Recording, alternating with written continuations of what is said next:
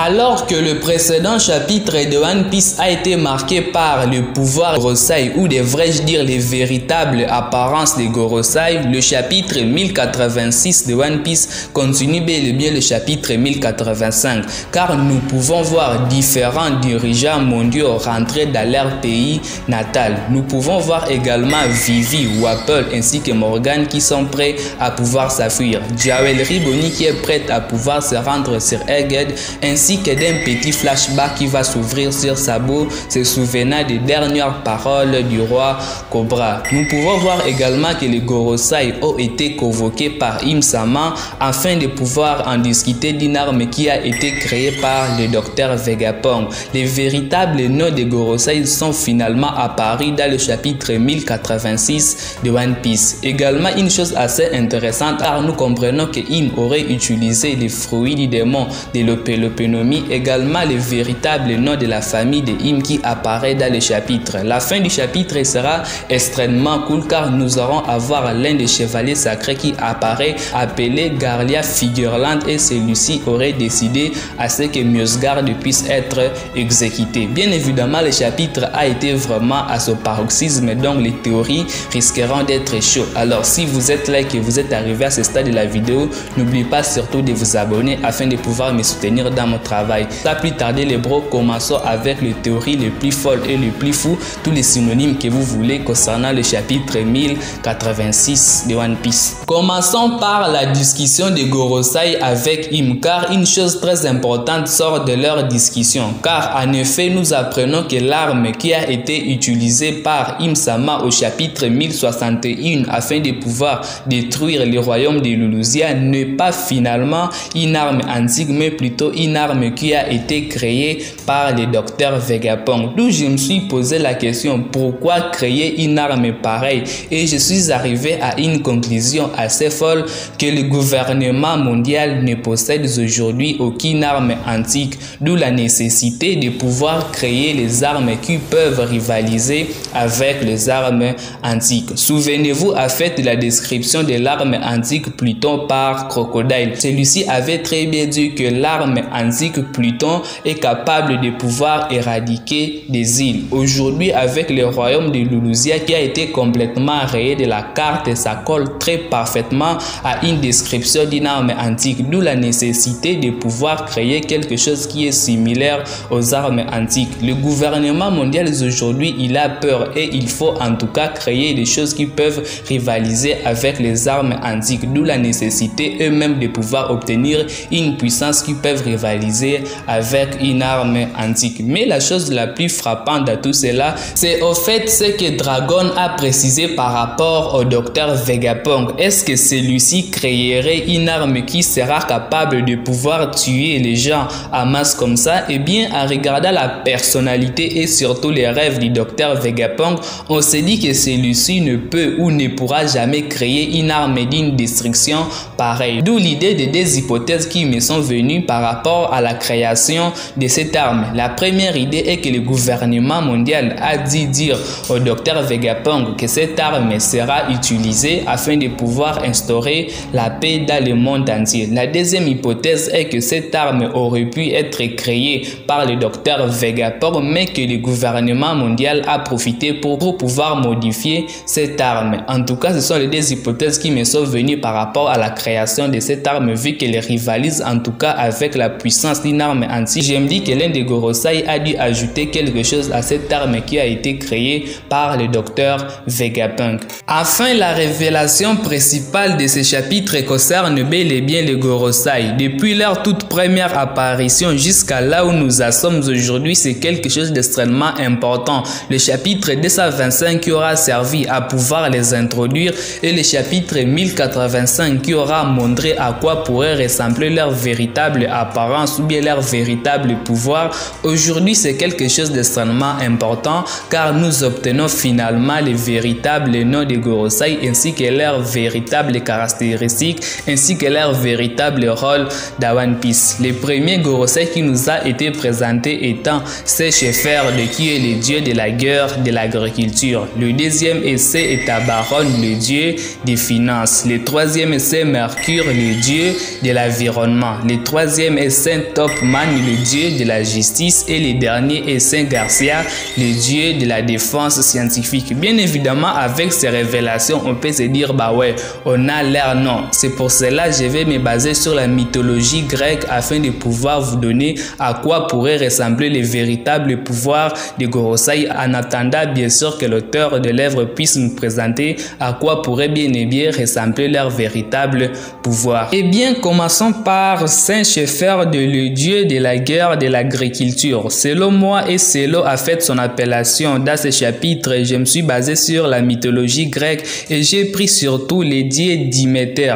Comme la déesse Diméter des saisons, Diméter peut contrôler le temps jusqu'à un certain degré. Elle peut faire tomber la pluie ou bien la neige ou faire des variations de température comme elle le souhaite. Cependant, ses capacités sont loin de pouvoir rivaliser avec celui de son frère Zeus. Donc, le premier Gorosei appelé Schaeffer, je pense qu'il peut avoir des pouvoirs similaires avec le temps ou bien avec la température. Saint Etabaron, à qui je pense que selon la mythologie grecque qui est basée sur le dieu des finances, celui-ci pourrait être inspiré de Plutos. Plutos dans la mythologie grecque désigne le dieu de la richesse et d'abondance. Zeus, pour éviter que Plutos devienne le bienfaiteur des hommes, menace ainsi son pouvoir, a décidé de pouvoir le rendre aveugle. Ainsi, les biens distribués par Plutos vont essentiellement vers les natifs. Par rapport en tout cas à sa puissance, je n'en ai pas trouvé. Peut-être il pourrait avoir une autre signification, mais à laquelle je puis rater. Saint Marcus Mars, qui est le dieu de la guerre, de l'environnement. Il a plusieurs attributs dans le monde grec et je me suis dit que je ne peux pas vous présenter toutes ces attributions. Du coup, j'ai choisi qu'un seul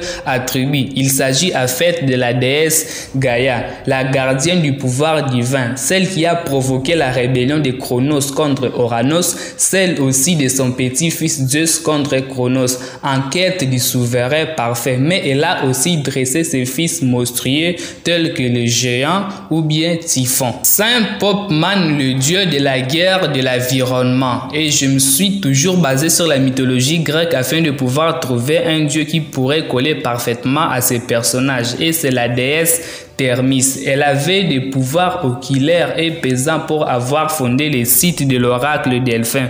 On disait qu'elle avait des dons de voyance si puissants qu'elle pouvait voir des choses que même Zeus ignorait. C'est elle qui a enseigné à Apollo l'art de la divination. C'est Garcia Saturne, le dieu de la guerre, de la défense scientifique. Je me suis toujours basé sur la mythologie grecque afin de pouvoir trouver un dieu qui peut coller parfaitement au dieu Saturne. En fait, il s'agit de Asclépios. Le bateau Esculape est son attribut et a le pouvoir de guérir toutes sortes de maladies. Et en fait, même il peut réussir à faire ressusciter les morts. Selon les croyances contemporaines, les maladies fréquentaient les temples de Asclépios. Celui-ci est parti visiter les médecins sous forme de serpents où il leur a donné en fait les remèdes à ces maladies. Et bien, avec ces différents attributs de Dieu que je viens de vous présenter, avec le dieu grec également, avec le Gorosei, vous pouvez me dire mais ça n'a aucun sens, ça ne colle pas parfaitement avec ce que One Piece nous a présenté.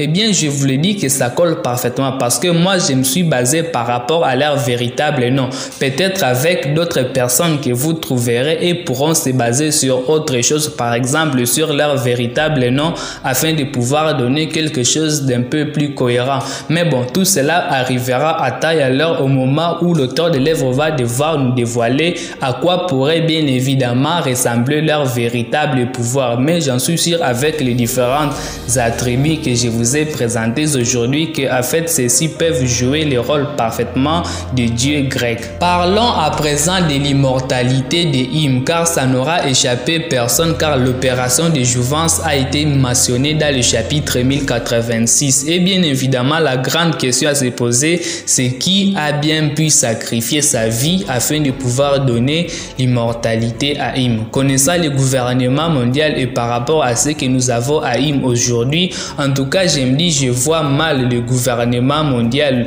donner à un esclave les opénomies afin de pouvoir sacrifier sa vie pour accorder à Ym l'immortalité. D'où j'ai eu une autre idée, une personne bel et bien assez spéciale qui connaîtrait Ym et qui aurait donné sa vie afin de pouvoir accorder à Ym une immortalité. Et la personne à question serait nul autre que Nefertari, dit Lily. Celle-ci aurait mangé ses fruits des morts afin de pouvoir accorder à Im une immortalité. Ou bien si celle-ci n'avait pas mangé ses fruits du démon, celle-ci posséderait en fait ses fruits des morts et aurait décidé de pouvoir accorder à Im l'immortalité. Mais pourquoi celle-ci doit faire cela? En fait, c'est par rapport avec les précédentes informations que nous avons obtenues concernant Lily, car nous avons appris que celle-ci avait commis une erreur qui avait laissé à ce que les poneglyphes puissent être distribués dans le monde entier, et cela a laissé à ce qu'elle puisse être considérée comme une traîtresse parmi les 20 rois fondateurs. Et comme aujourd'hui la famille Nefertari est considérée comme traître, c'est parce qu'ils ont favorisé la distribution des poneglyphes. Et je me dis aujourd'hui que Im aurait décidé à ce que Nefertari, dit Lily, puisse sacrifier sa vie afin de pouvoir lui accorder la vie éternelle. Bien que ça soit l'une de mes idées les plus folles et les plus fous concernant l'immortalité de Im, mais cela pourrait expliquer pourquoi est-ce que les Gorosei n'ont pas voulu répondre à Cobra après que Cobra ait demandé où est passée la reine Lily. Donc concernant l'immortalité de Im, ça sera la seule hypothèse pour le moment que je vais vous présenter aujourd'hui, en attendant que je puisse présenter une autre hypothèse. Passons maintenant à la suite. L'un des personnages les plus importants, les chevaliers sacrés, introduits pour la toute première fois au chapitre 1063, le chapitre 1086, qui dévoile le chef des chevaliers sacrés, Saint Garlia Figureland. Figureland qui fait bien évidemment référence à Shanks. Aujourd'hui, je me suis posé une question par rapport à ces personnages.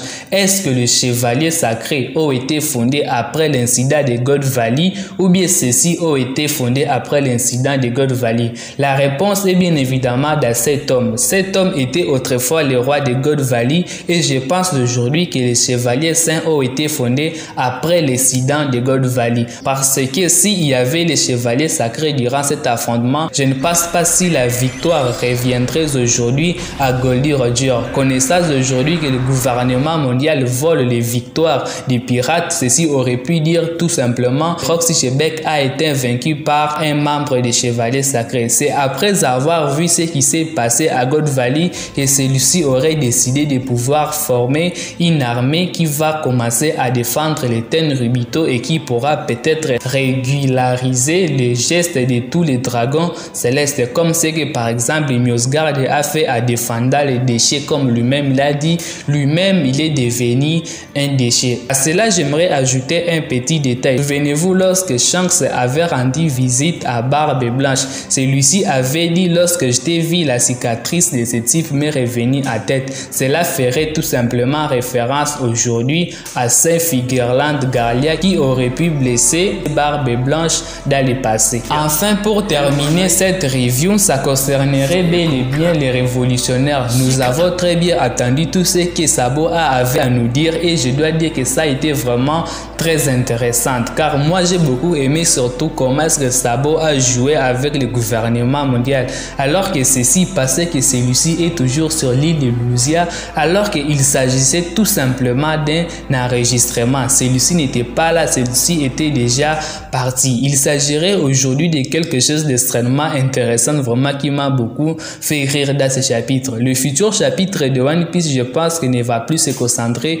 sur les révolutionnaires, car le flashback de Sabo est bel et bien terminé. À mon sens, le futur chapitre de One Piece pourra probablement commencer à se concentrer sur les Mugiwara. En tout cas, avec la pause de Ishiroda qu'il a prise aujourd'hui, je ne pense pas si, en tout cas, on pourra recommencer à obtenir le chapitre vers le mois de juillet, toujours avec les révolutionnaires. Je pense plutôt nous serons plutôt concentrés sur ces Garcia Saturne, les Mugiwara, les bateaux de Barbe Noire, ainsi que tout ce qui concerne bien évidemment Egghead. Sachez que pour moi, ça a été un plaisir de pouvoir vous présenter plusieurs théories, que ce soit sur les Gorosei, que ce soit sur Im et que ce soit sur ces Garlia Figureland. Prenez extrêmement soin de votre futur et de vos proches, car cela c'est le plus important. Excellente fin de journée à chacun d'entre vous et d'abelles jambes à chacun d'entre vous.